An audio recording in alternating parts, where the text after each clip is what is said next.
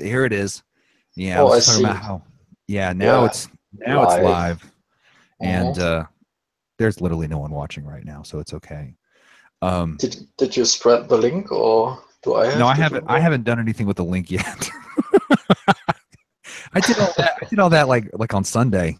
If Yeah, we're a little bit late, running a little late. exactly, if people don't know, it's their fault. They should be checking all the time. They should be fucking hitting F5 all the time, right? Exactly. I even made the background with the little gradient background on it. The little. I've never made one of those before, and I made one of those, and I was like, da da da da da, Karate Yeah, King. what's that thing all about? I didn't really. Do I have that option, or is that for phone use only? Oh no, you have that option. You just have to make your message really short. If it's Hmm. short enough, it'll give you the option. It'll have little bubbles under it with different colors and designs and shit like that. Because prior to that, I our posts weren't memey enough, right? exactly, exactly. Now you have to make it even more meme air. I won't say meme air. I like meme air. Yeah, that It sounds about sounds right. more fancy. So I put Sounds very French. it does. I put Reminds. a meme air effect on it. All right, so we're going to be listening to my album Saturnine Opera Hell and yeah. talking the entire time, so you can't really hear it, which is kind of the, that's the point, right? And so here we're going to start this now, and I want to try to. You might hear a little bit of rumbling and shit because my aux cable is pretty stupid. I don't know why. So you're gonna switch the plugs there when you play the music or what?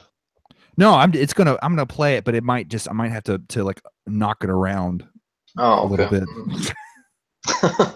Okay. Here we go.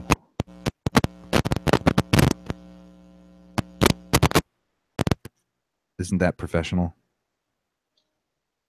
All right. So we're just gonna have to start.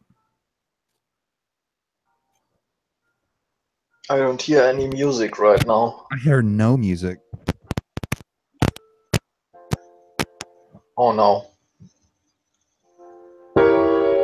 Here we go. Yep. So apparently because I'm lazy. So my album is on my laptop. So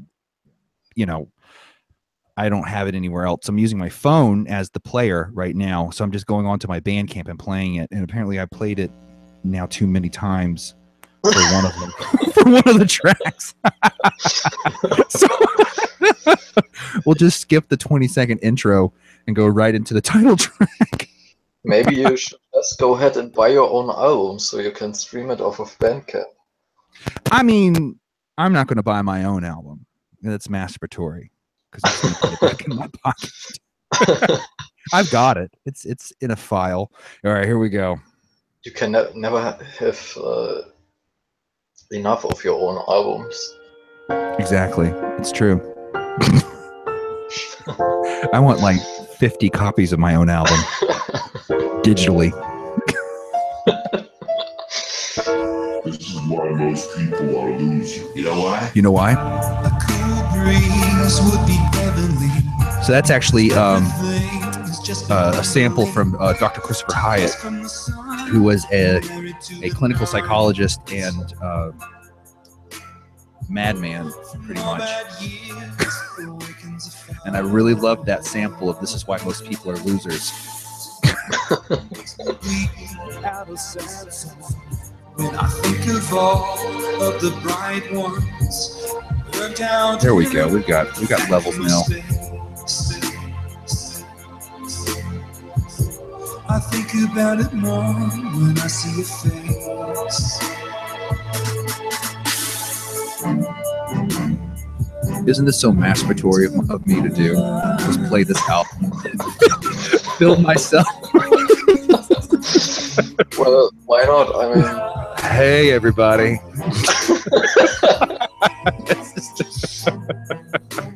mean, what's the difference? We promote our fucking shit on Facebook all the time, so why can't we play our own albums on fucking YouTube? Well, that's what I'm saying. Let's just do it.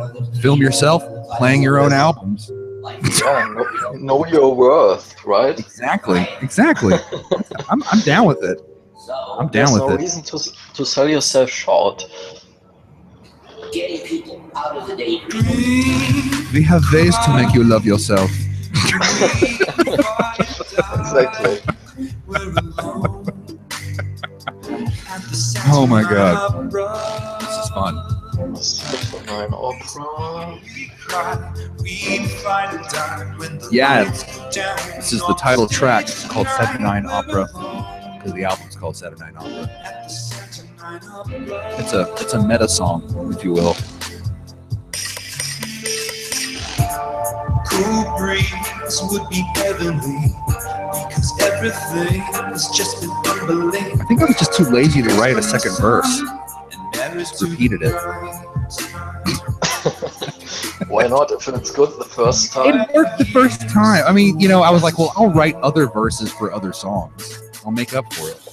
But this one's repeating. So. Has very nice melodies, though, vocal lines. Thank you. It was. It didn't sound like that at first at all. It was very verbose, and it didn't work.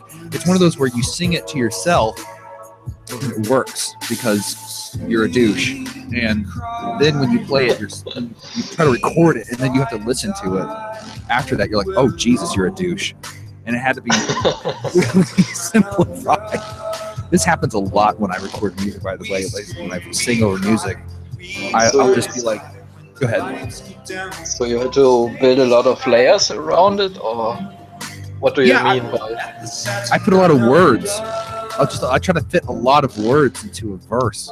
Ah, okay. It's really bad. So you rewrote the lyrics later on. Yeah, I have to simplify them. I essentially the lyrics are saying the same exact things all of these songs are saying, but they were saying them in a much more douchey way. And it couldn't fit. And I tried to make them fit, and they never did. So I was like, damn it. So I had to rewrite them in a simpler way with more harmonious syllables. So everything would fit on the beat a lot better. This is, of course, ending off with Christopher Hyatt's little soliloquy about why most people are losers.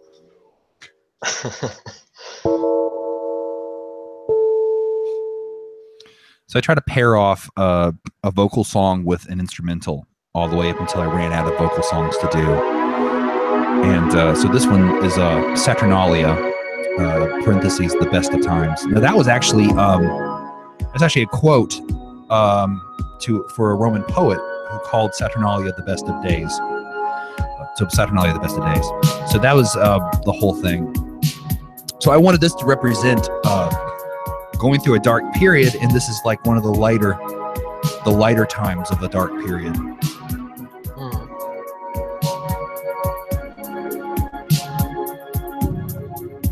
I can't help but feel like this could be used in a shampoo commercial. I really can't. See, hear that? Herbal essence, chamomile, jojoba, and argan oil. I can see it. It's all those little percussive sounds. Yeah, that's a really nice sound. That sounds like a summer festival type thing. Not too blown up, but like a nice chill. Yeah, I wanted it to represent something like that, where it's like a shitty time in your life, and you know how you're going through a shitty time in your life, and something that's kind of shitty, but it's not as bad as it usually is. So you latch on to it like for dear life. I wanted that moment in time kind of encapsulated. Yeah, it sounds like you're kind of deriving pleasure from the shittiness. Exactly, just not in a masochistic way. It's like when you're starving and you find a piece of bread that has a little bit of butter on it. Wow, I'm rich today. That's that kind of feeling. Yeah, it's all a matter of it's all relative, right? So Exactly. Here's some more shampoo commercial art. Argan oil, rich argan oil, jojoba butter. This could be a makeup commercial. Maybe she's born with it. Maybe it's Maybelline. Something like that. I don't watch many commercials anymore. I saw a compilation on YouTube recently of Japanese 80s commercials because I was looking for some. Those are crazy. Yeah, those were nice, but I don't even know what commercials look like today. Because I haven't watched TV in fucking ages. They're horrible. That's the truth. Oh. They're horrible. I mean, they always were, but if enough time goes by, like with most things, but there were some good ones in the 2000s, early 2000s, I think. The Y2K commercials. I wonder if we're just going to do this clandestinely, aren't we? We're just going to not tell anyone about this and just do it. I saw one view, which meant somebody came on here and said, ew, I'm not doing that.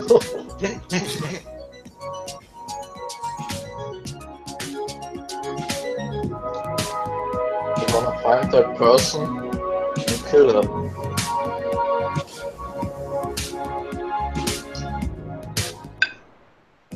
Say what? You're gonna find that person and kill him.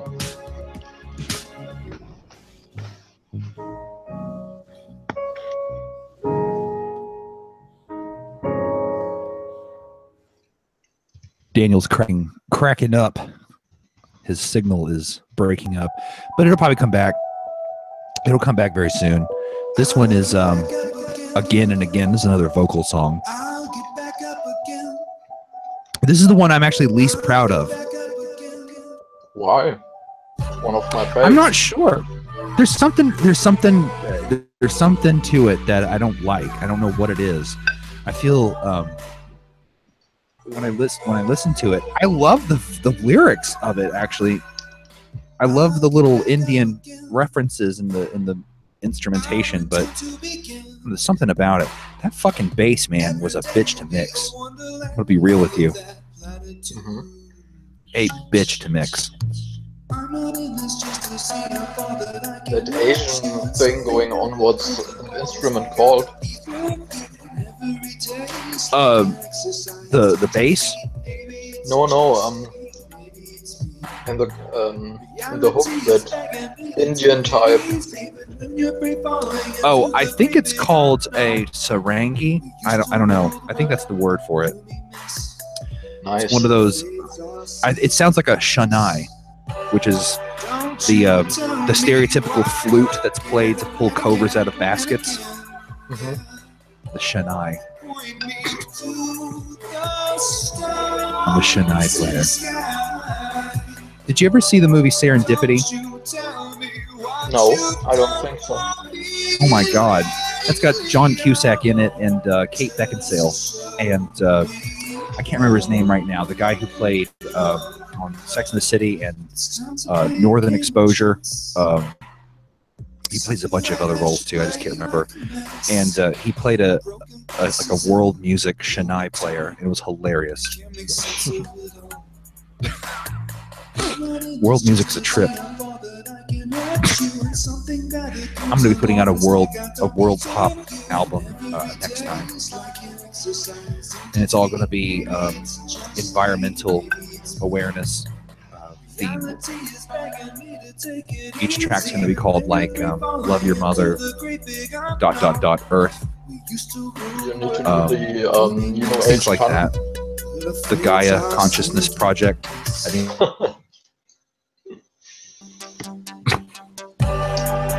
She's your mother. Take care of her.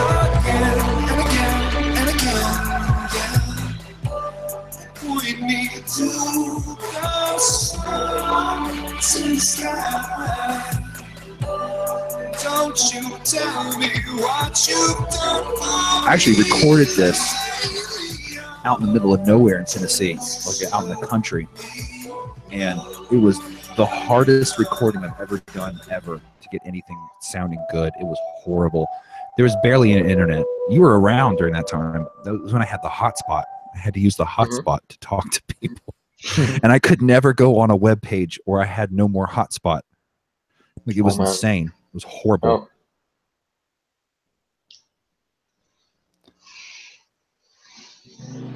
All right, so this one is this is kind of a holdover, but it conceptually made sense to keep it on this album. It's called Catabasis. I remember you sent me this track when I was doing that Fuck My Life compilation, which never came out. It never did. That was the track. That was the track you sent me for it. Yeah, what happened to the FML record label / comp? I don't know. I mean, something, and then just have other projects going on. I have to set priorities, and then eventually I just lost interest. Yeah, I liked the idea, but it sounded like a huge undertaking. Yeah, it was a lot of work really, and I couldn't see myself dubbing all these tapes of a fucking 90-minute compilation album. It was a really good compilation though. I mean, I received a lot of cool tracks. How many tracks did you get for that one?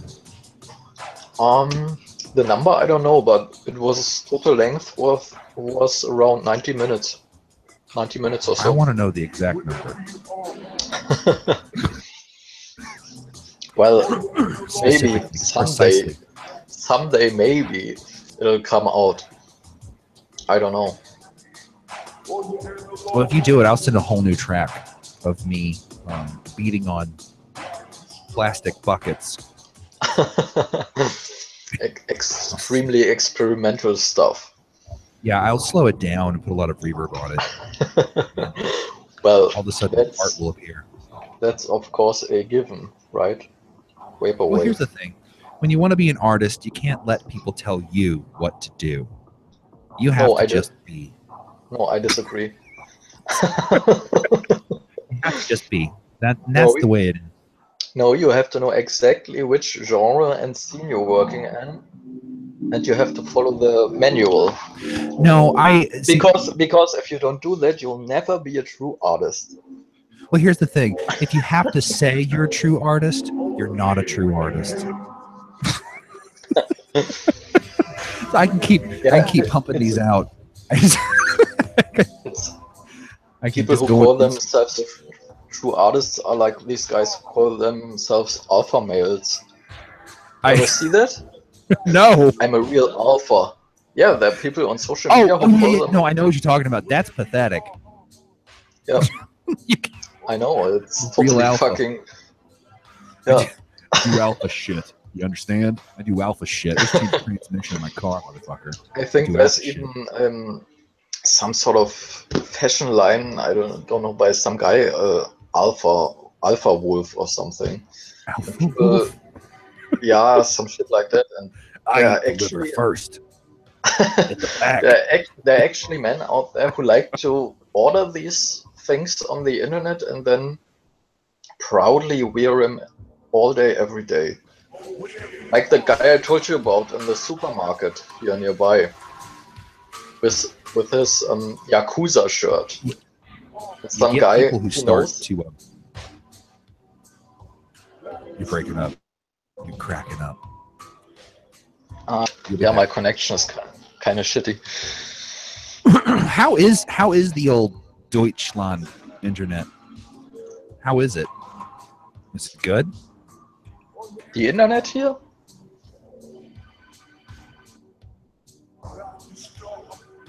Can you hear me? The irony, no, I couldn't for a second, and that's the irony of it all. When I asked you how German internet was, that's when you cracked out. Yeah, there you have your answer. It's pretty fucking shitty. How is that? How is the internet? Low, it's never Oh my working, God. always breaking up. Okay. And of course, it's full of shitty fucking content, like everywhere. So yeah, what Western European country do you think has the best internet? I don't know. No idea. I haven't been to a lot of European countries outside of Germany. But maybe let's just say,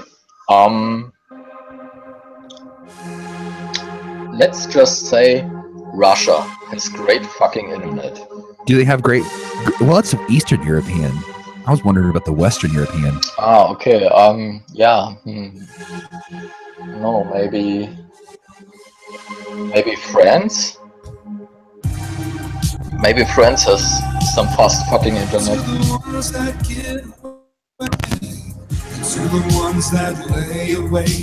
That's a nice song. Yeah, this is the next track, which is called "In the Morning." Do not be fooled. I think It is not morning as in sunrise. It's morning no, as it's in morning within you. my uncle died. Yeah, my uncle died, and I'm sad about it. Yo.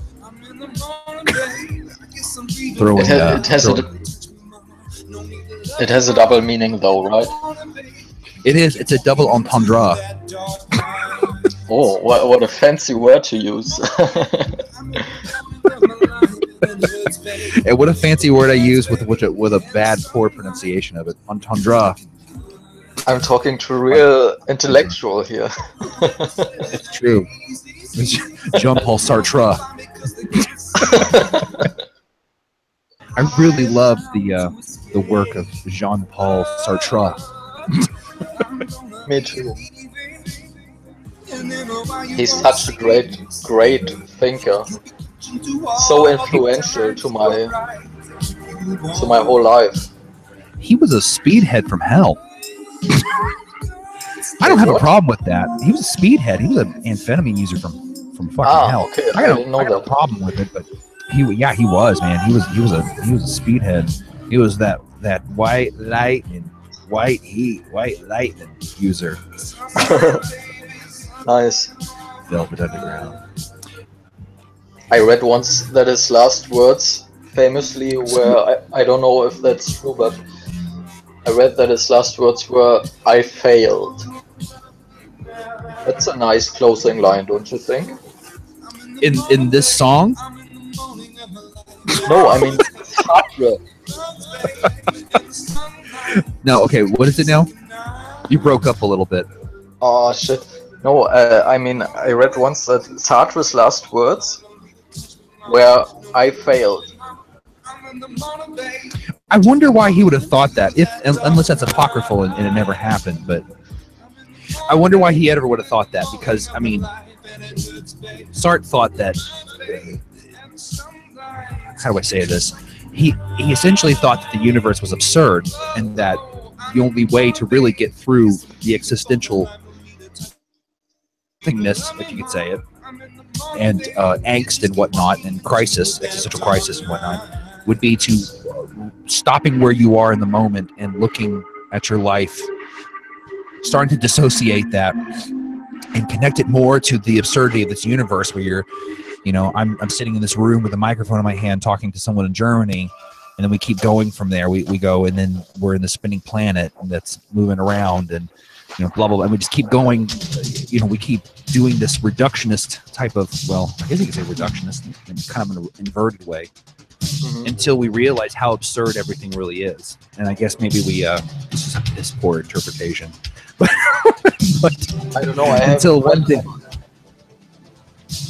But yeah, I wonder why he would think he would have failed then, because I mean, but who knows? Because he was fucking dying.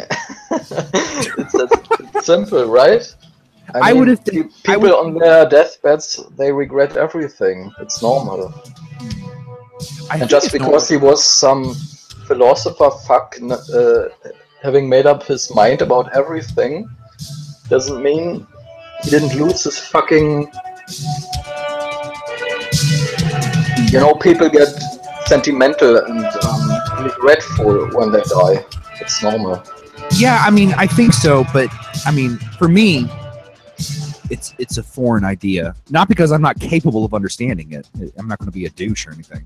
But for me, it's like the guiding light in my life is that I do not want that moment to happen. And I don't. Yeah, me neither. But I don't think it won't happen. But I want it to be like, you know, I really should have whipped my dick out when I wanted to. I want one of those to be my regrets, not something like huge and existential. You know, like I should have become this, and my whole life is a waste of time. I never wanted to feel that way. Ever. Oh yeah, that would be pretty sad. Now, And this I one, actually. Go ahead. Yeah, no. You go first. Okay, no, I was just going to say that he probably was being ironic anyway. It's just a cool line. Being a philosopher, I fucking bet he failed. never said it. Yeah, I bet he never said it. Maybe he didn't. But if he did, he was just fucking flirting. Maybe he was. Maybe he put his tongue right in his cheek. He was like, "I failed." Yeah. Maybe he did that. Yeah, it was the original meme, right? Right? Maybe it was. I don't know. So this track is called "Choke," the aim of the sages. This was an old discarded synthwave track that I couldn't make sound like synthwave. So you failed. I failed. I failed. I failed. But yeah, I have to say this is kind of an abstract thing to say, but I do not agree with Jean-Paul Sartre, but I find him to be highly influential and inspirational. It's a very strange relationship I have with him. But I hate people who, I don't hate them really, but I hate it when people go, I'm more of a Camus guy. I think Camus solved the problems more than Sartre did. I don't know because why. They were so different, right? Right? And they just choose another side. Yeah. This one's called Fortress of Broken Hearts, Kronos' Soliloquy, in parentheses. Now, this is the only song on this album that actually has guitar in it.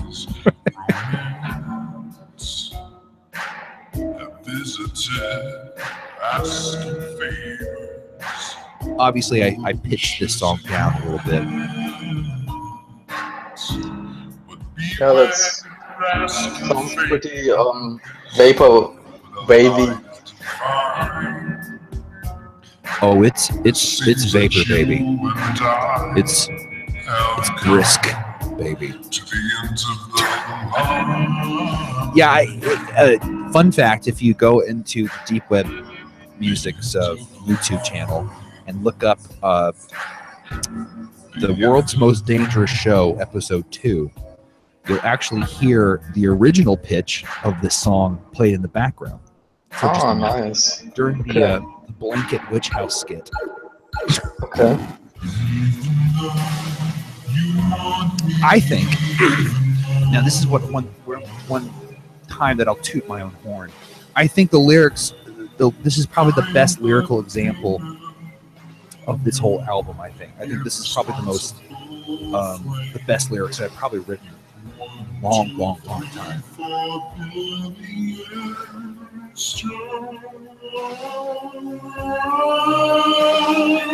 And that's not to say I hate my lyrics. I don't actually. I find that to be, this is subjective, but I find that to be one of my strengths. And but I think this one gets to the point a lot better than other ones do. I had a problem when I was a lot younger. I wrote obscure lyrics, and they weren't very understandable. And like, do you remember Annie Hall? The Woody Allen movie? Yeah. And Christopher Walken's character in that movie. Like, a lot of my lyrics reminded me of him. like before. I don't remember his role much. You have to tell me. You got to watch it. I can't remember it. I can't remember it now. I just know that metaphor made sense when I did watch it, and I just latched onto it and held onto it, and now I can't even explain it. It's weird. It's weird how people do that, right? It's weird how people, like, they make up stories. I do this. Everyone does this, but they make up stories from experiences they had, and they just latch onto it forever, to the point where they can't even articulate it anymore. It's just an experience after that. You don't even know if it's real. Yeah, I do that all the time. And if you're put on the spot and have to explain any of it, you can't. And you seem like a fucking idiot. You broke up after saying put on the spot. Yeah, it just meant that if you're put on the spot and have to explain any of those experiences, and you can't, you sound like a fucking idiot most of the time, right? It's true. You sound like you don't even know what you're talking about. Exactly, yeah. It's But true. it's more like a feeling. I mean, how can you explain it? Yeah, but I think feelings are so subjective; they're fallible. You know, to a certain extent. I think once you have the element of time stretching that out, and you have no connection to the feeling anymore. You just have this recollection of the feeling, and then your dumbass human mind starts filling in the gaps. Like, oh yeah, and then this is true, and this is true. I think a lot of that happens because of the subjectability. Is that even a word? Subjectability. Subjective. Why not? You just made it a word. I just did. Subjective ability. Subjectability. I can compound words all I want, but the subjectiveness of the feeling, I think it happens a lot. It happens a lot. I think it's and everyone's making their own narrative about their own lives. So who knows what's really happened, or to what extent it happened. But I wonder if there really is an objective truth, though, to people's narratives of their life. You know what I mean? Like a meta truth to their life. You know what I mean? You have like these narratives that are told, and but then you have real events that happened, and these narratives are essentially responses to these things that happened. Now, whether or not those are real or the responses are real, the stimulus was right. So people do this in fights a lot, right? Where they get their ass kicked, but they tell themselves like, "Well, I threw that one punch." You know what I mean? Right. Yeah. It had to have hurt. So I am a badass. Yeah, I'm sure if we'd been there and could see in hindsight what triggered their, I don't know, their current recollections of things, we'd be judging differently. Exactly. Exactly. Yeah, for sure. I think that's where YouTube and video on the internet's really changing things, because now you don't get, because you can fucking prove exactly what people fucking did. Exactly. So this one's called Surrender and Defeat. This is more of a vaporwavy track, I guess you could say.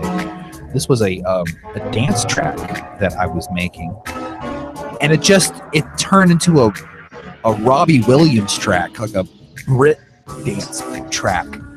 And I had to alter it to make it sound better, because it just sounded too much like, Millennium. It sounded like a Robbie Williams track. I couldn't.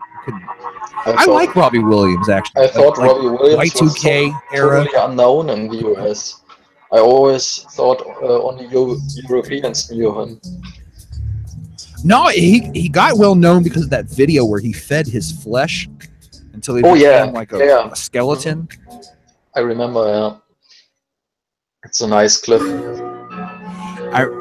That's the only thing I remember. Well, no, he did another song too, but he was right in line. I think what happened with Americans is that he blended in with a lot of Britpop guys.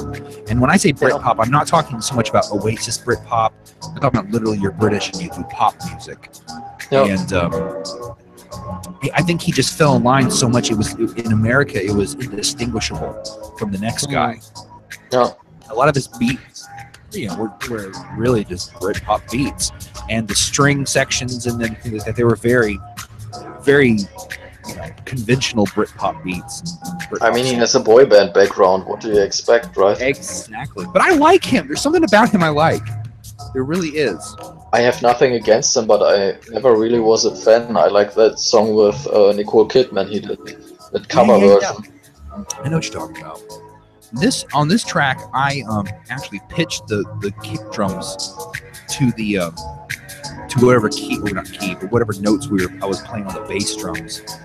So the kick is changing notes. The kick is changing notes. Do what? So you made the kick change notes, or you just Yeah, pitched it I mean, the to the kick key? change notes. Ah, okay. Yeah, with like right here, and it was like kind of a la hard style, like old school hard style, where they used to do that all the time. Hmm.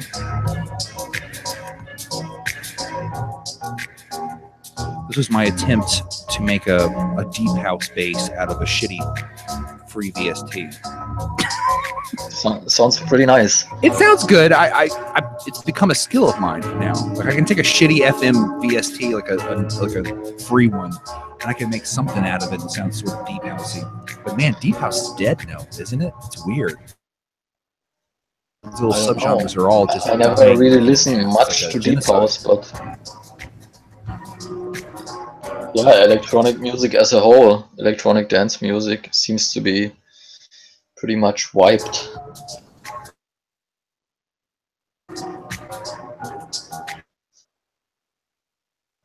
You're breaking up. Yeah, you Sauteed. too. I don't know what that means.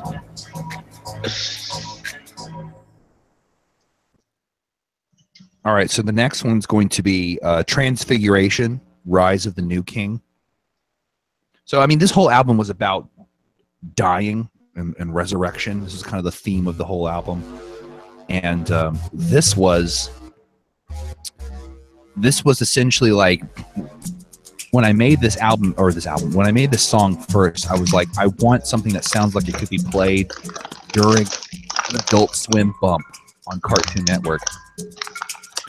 And so this is how this came about, actually. This is a very layered track, quite honest. There's like 50,000 layers on this track. What are you eating? I have to know. Right now, some chocolate peanuts. Those are the last 3, though. Chocolate peanuts. I don't know what you call it. Like, do you call it like that in English? I mean, you can. In English, you can call it that. It just depends on the brand that makes it, I guess you could say. I'm so fucking bad with food names. Really, I don't know any of them. So what is your favorite food of all time? What's your go-to? That's not a good question.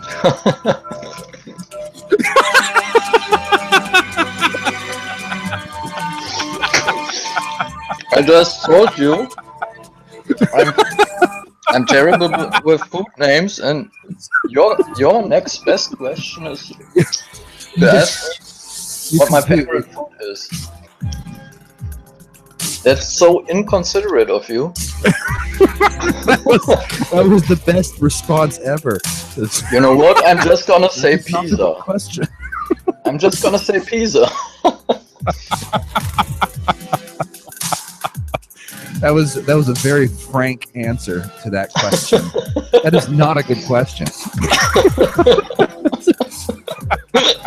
So what do you like on your pizza?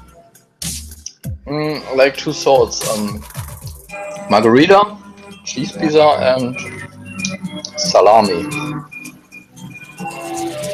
Those are my 2 faves. Salami.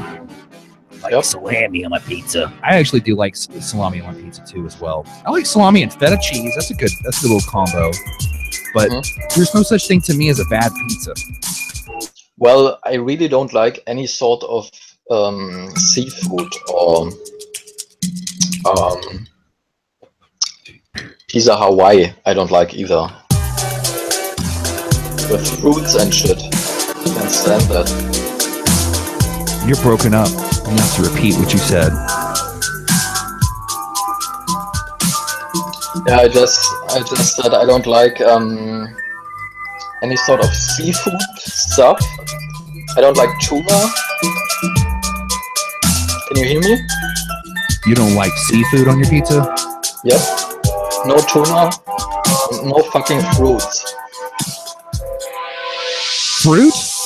Yep. No pineapple. You're on team no pineapple, right? Yep. Yeah. No, that's terrible for me. I don't mind it as long as there's like a Hawaiian pizza, like ham on it and stuff like that. No, that's exactly what I don't like. I don't like pizza. Hawaiian pizza. It's literally what you don't like. Yep. We have a severe disagreement here. That is not a good answer.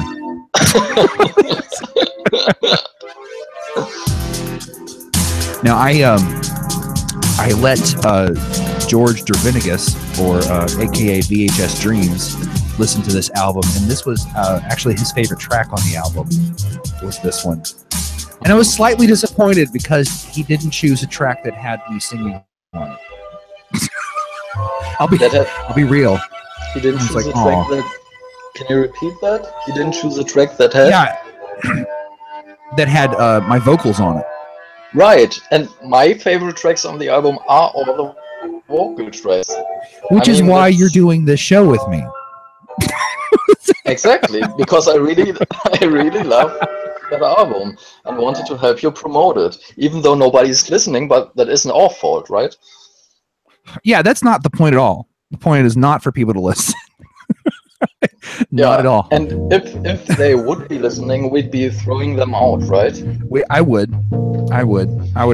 tell them right now you leave. Now this one is called Epilogue, parentheses, moral of the story, and this is a complete this is a little diatribe from Christopher Hyatt, actually. So when I'm getting this album published, and so when I do publish this, I'll have to throw off like a couple of tracks, right? Have his samples on it. It kind of sucks. I like Christopher Hyatt a lot. I like him because he's a douche. Yeah, I saw an interview with him once. He seemed like a really mean guy, actually. Yeah, he's like a crotchety old man who studied Eastern philosophy. It's really fascinating. He always sounds like he doesn't want to be bothered. It's true. It's absolutely true. I love the fact also that he professes the healing power of yoga, and he's a big fat man. So much. Like, I cannot see you doing downward dog, bro. You couldn't even do it. It's great. Maybe he was so advanced that he didn't do that kind of yoga anymore. He was doing mind yoga, you see. He completely was throwing yoga flame and yoga fire at people, burning them up. He didn't give a fuck. Yoga eat! That was his power. Yoga eat. All respect to Christopher Hyatt, but yeah, he was a big man, and it was fascinating to hear him trying to talk about that stuff. And I'm just like, I don't know, though. I mean, what you're saying sounds great, but why don't you take your advice?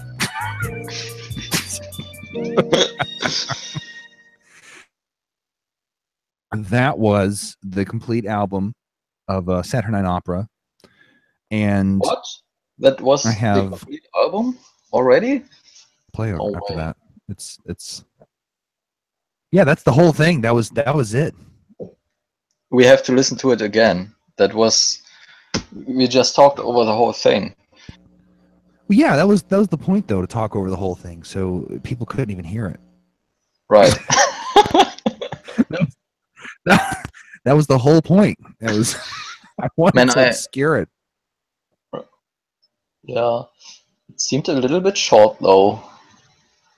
It's short and to the point. I think what is 11 tracks? It's 11 tracks, and well, I mean the average length was like 3 minutes per track. 11 tracks. I mean it was a standard LP, I guess you can say. I don't like to ramble on too much when it comes to music. I like, it's fun to write meandering tracks that go a long time and stuff, but I don't like to release tracks that a long time because it's just no one listens to it like ever.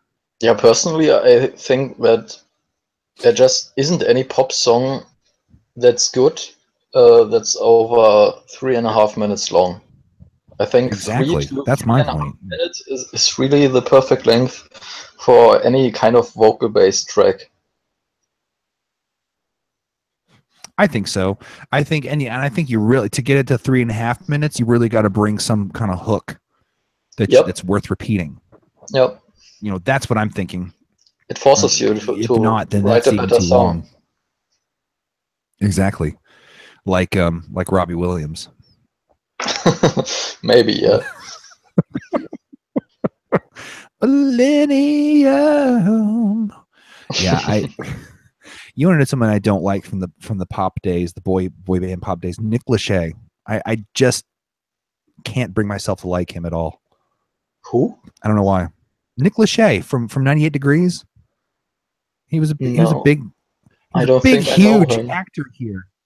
That's a lie. But really? I mean, he was in Charmed. He was in Charmed for a few episodes. He did. I have never watched Charmed. He was married to Jessica Simpson. That's actually his biggest claim to fame.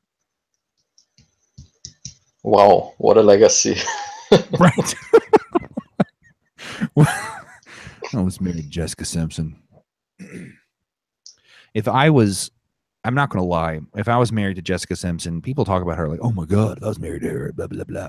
I'm like, if I was married to Jessica Simpson, I would cheat on her all day long. Like I could not. I couldn't stand it. I could not stand it. I can't take dumb people. I don't care if they're a man or a woman. And dumb to me is a very subjective thing. I don't think just because you don't know certain things you're dumb.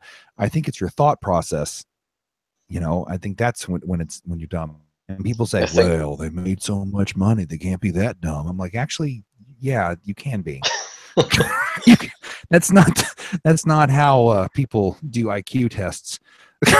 Like, how much money you make? Well, blah, blah, blah. Okay, you've got 150 IQ. Like, that's not how it works. Like, that's not at all. Yeah, although there are really a lot of poor people who are really fucking dumb. So it's true, and there's a lot of people you could make the argument that the poorer you are, the dumber you are. So you might.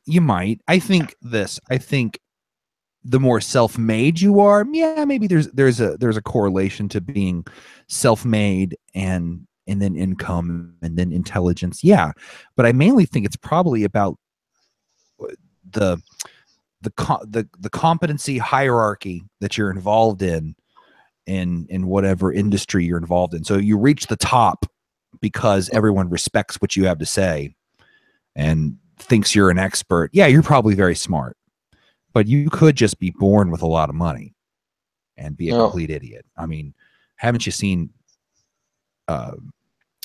Billy Madison? I mean, that was based on true story. Yeah, and apart from that, I mean, if you're dumb or not, if you're smart or not, you can still be a fucking asshole. So what does it count anyway? Or not, or maybe not. I mean, I'll be real or maybe not. But let's face it, most people are.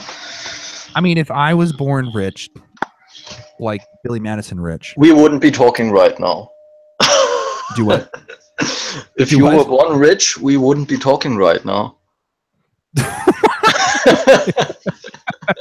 If I was born like Billy Madison rich, I would not study for anything. I would just swim in the pool all day. That's what I do. Okay. Yeah, that would be pretty nice. Yeah, for sure. I would try to like make up managerial decisions that would sound like dog shit. You know, I would just be like, well, just make your peanuts bigger. Bam, we're done. More profit. They would act like they were respecting what I had to say, and then just be like, okay, just wait for him to leave. Sometimes there's so much innovation though in those ignorant kind of perceptions, right? If you don't think too much about the limitations you would be facing and just say, we need it like that. Maybe that's the kind of imagination that other people lack, who think about the practical aspect of their business or whatever all the time. Maybe. I think it just depends on whatever context we're talking about. Because if we're talking about a peanut company, I think it counts absolutely everywhere. We're losing profit. Well, what if we were talking about exactly what I was talking about? You know, where it's a peanut company, and I said, well, You just need to Well, make bigger personally, peanuts. I think it's a great fucking advice. Do what? It's a great fucking advice. Make the peanuts fucking bigger. So why not? Yeah, but then you have to do it. That's the problem. Yeah. You got to go figure out how to do it. No, if you You go to don't, Monsanto, and if you have Monsanto the says, idea well, and the money, you don't have to do it. You just that's true. Outsource the actual work to some poor souls who have to do it for you. You're just you're just making a case for fascist business. Yeah, Just tell people to do it. it sounds like me. They have to. If they've got to die, they got to die. It's life. Life ends, bruh. Make the Yeah, I peanuts mean, bigger. you have to fight for your you have to fight for your ideas, right? I mean, You have to fight for your right to party, and you have to fight for yes, your right to make bigger peanuts. yeah. It is what it is. There's just no place to get sentimental about it. Yeah. Well, I wouldn't get It has to sentimental. be done. It just has to be done, right? There are no excuses. If I was Darth Vader, I wouldn't be sentimental about stormtroopers or anything. Like I Are wouldn't. we are we are we really talking about Star Wars right now? Well, just for this situation, I'm going to say right now, I'm not a Star Wars guy. Yeah, me neither. I'm a Star I Trek tried guy. to watch I like Rogue I like One. I like me I some. tried to watch Rogue One 4 times now. Never make it past the first 7 minutes or so because Well, it's so stupid. I don't see a reason why I should watch the movie till the end. It doesn't interest me. Just make your interest bigger. Yeah. Make your peanuts and your interest bigger, and you'll be able to finish it. Yeah. I've never seen it once. Like I just have no interest in seeing it at all. Like I just do not want to see it. It's boring. I just have It's no bad. interest. People are like, Mark Hamill's back in it. I'm like, Is what did he? he do? I don't know. I didn't get to that. I don't even know what what Luke Skywalker's doing in that. I don't know anything about it. I really don't. It's all just fan service anyway. Those old actors from the old series, and then they come back, and it's all just for those fucking internet hipster Twitter guys who can then say, "Oh, Mark Hamill is back," or "Harrison Ford is back at it again." I'm gonna see them at Comic-Con 2017. Finally. Yeah, I have no care for that. You know what though? I did enjoy Firefly. Firefly. Yeah, that's nice. Yeah, I saw that too, and the movie. Yeah, it's the only thing that Joss Whedon made that I liked. What else did he do? I'm not. He did sure. Buffy the Vampire Slayer. Okay, I didn't see that. If I'm not mistaken, he's doing the Avengers movies, or he has something to do with it, or something like that. I'm not. Okay. Marvel. Yeah, I saw the first Avengers film. It was okay, I guess. But really, the only. Yeah. Go ahead. Yeah. No, you first. Oh no, you go. Oh no. No. It's your podcast. That's right. So I'm throwing the meme. Mimere. I don't even remember the first joke I made when we first did this podcast. What was it? Mimere. Mimere, yeah. Mimere. Yeah. I've lost track of this whole thing. You go ahead because I've forgotten what I was saying. Okay, I have to think what I was gonna say. Yeah, right. The only superhero movie that I'm interested in now, I already told you, Wonder Woman, because I just like the idea of, like jungle Amazons and shit. Did you hear me? Yeah, I can hear you. You like the idea of jungle animals? Nine, Amazons. Right. Like the women warriors. Totally breaking up. Ah, damn.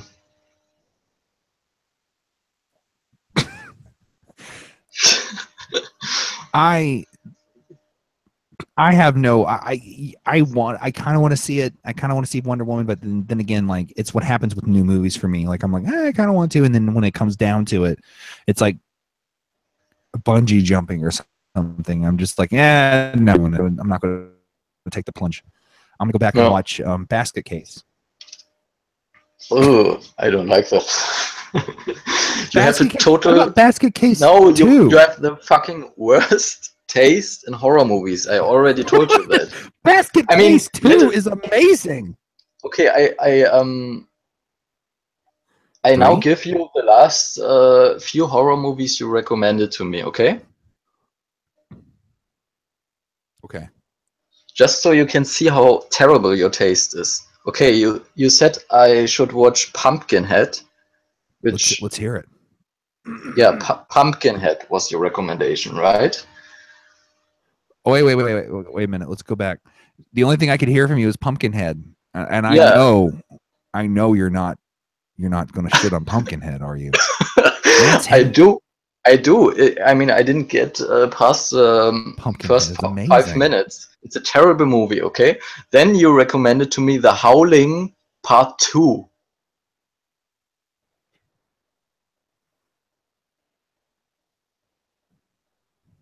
Wait a minute. I gotta let the glitch storm. Okay, so you said 2. That's all I could hear. The Howling, okay? The gods are smiting you. The Howling Part 2, the fucking trashiest werewolf movie probably of all times. You said it's a great film. You notice that every time you try to give an example, the gods of glitch literally smite you. Yeah, because no one can hear you. Yeah, maybe they're trying to say it's the god. Maybe they're trying to save you right now. That I'm on the side of good. No, I don't think so. Maybe you just have a guardian angel or something. I do. I have a holy guardian angel, and he doesn't like to hear about how bad Pumpkinhead is. Pumpkinhead, The Howling Part 2, Killer Clowns from Outer Space. It's also Killer Clowns from Outer Space is amazing and scary. Yeah, that's totally. They wrap you up in cotton candy.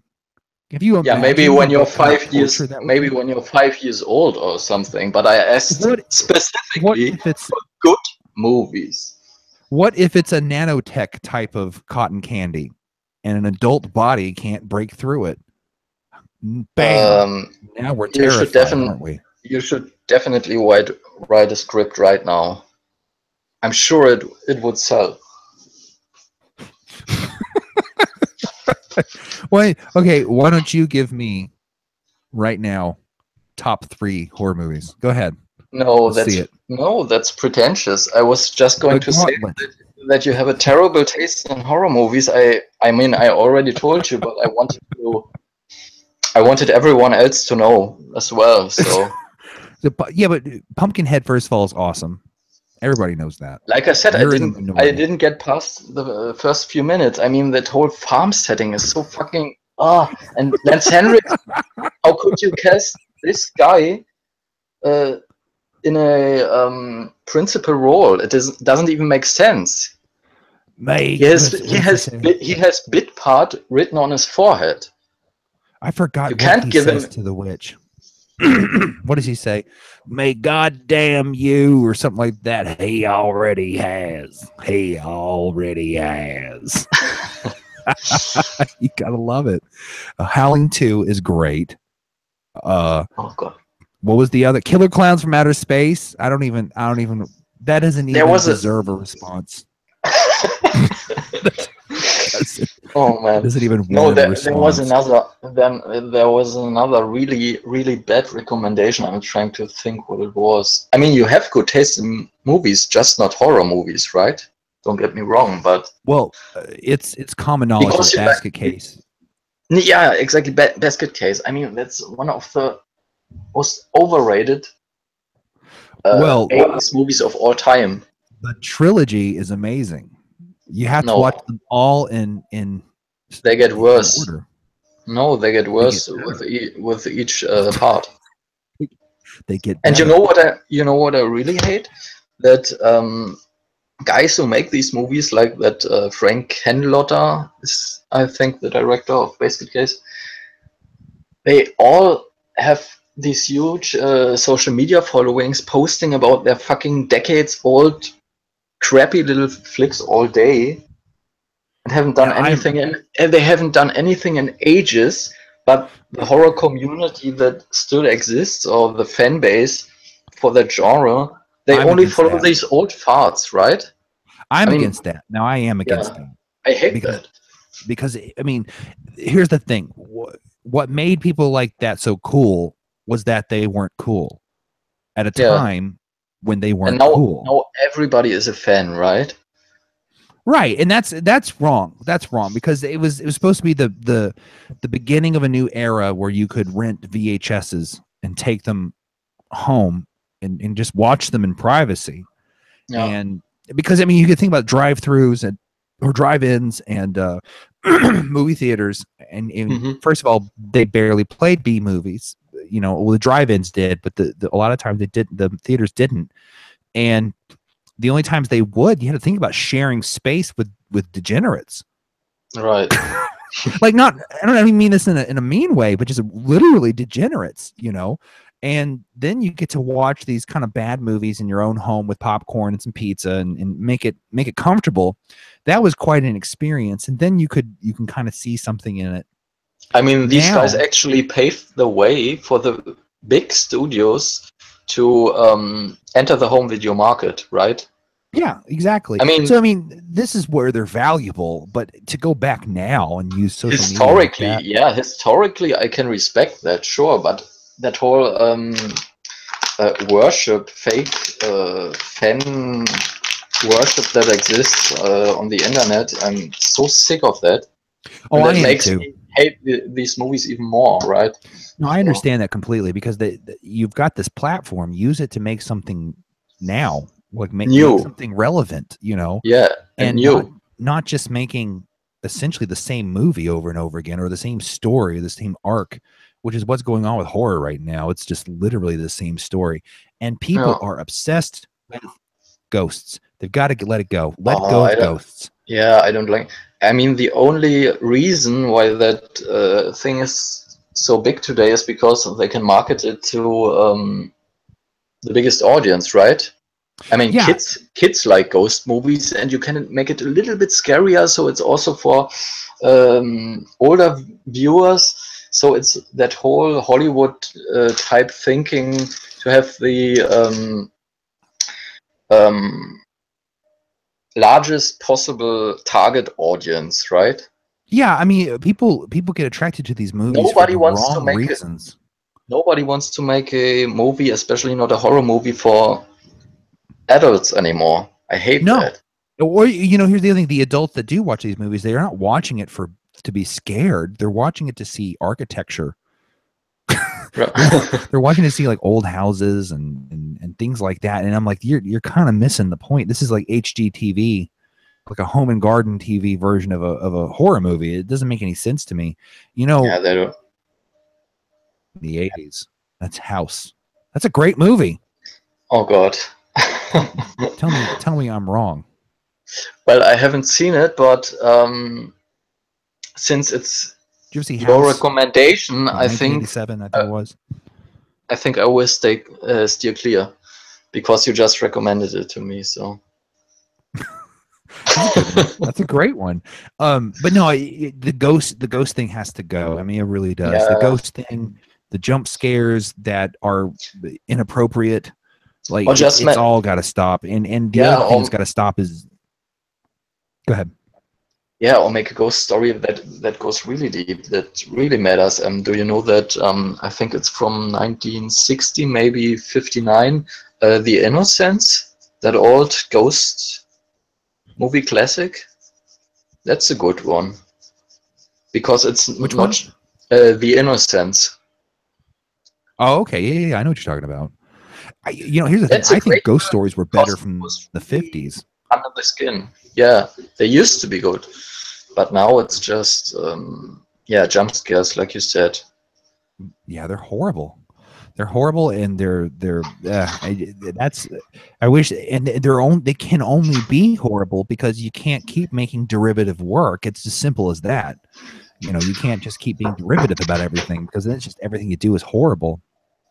Yeah. Well, this is the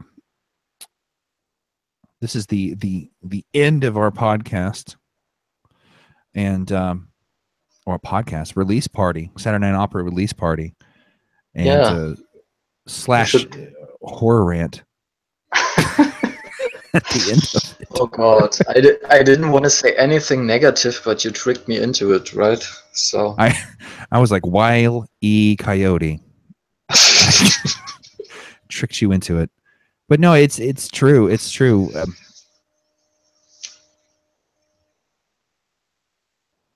Going to, but I could have. I just want you to see that there's benevolence in my heart.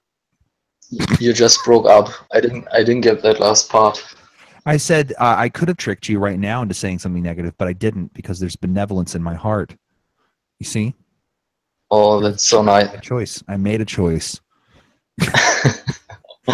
Yeah, I really appreciate it. All right, Daniel, I really appreciate you showing up to do this little thing, this little ditty. Listen to no problem. And talking over it so no one can hear it. I'm very happy about doing it that way, actually. It was nice, for sure. Don't forget to put the album link in the video description. I will. I will put the album link in there, and you know, smash that like button and smash that subscribe button. Woo! Finally, yeah. Hell yeah. So I appreciate that, and there'll be more stuff. Actually, I'm coming up with a music video now, everybody. So I know you're not listening to this live because I can see the viewer count. So if you told me you watched this live, you're a fucking liar. You're a fucking liar. And are you happy with yourself for fucking lying? You think this is a game, bitch? I can see the viewer count. But yeah, I appreciate it, and we'll do some more work later, and yada yada yada. All right. Yeah, it was really nice. Hell yeah, it was. All right, here we go. 3, 2, 1. Stop broadcast. Bye.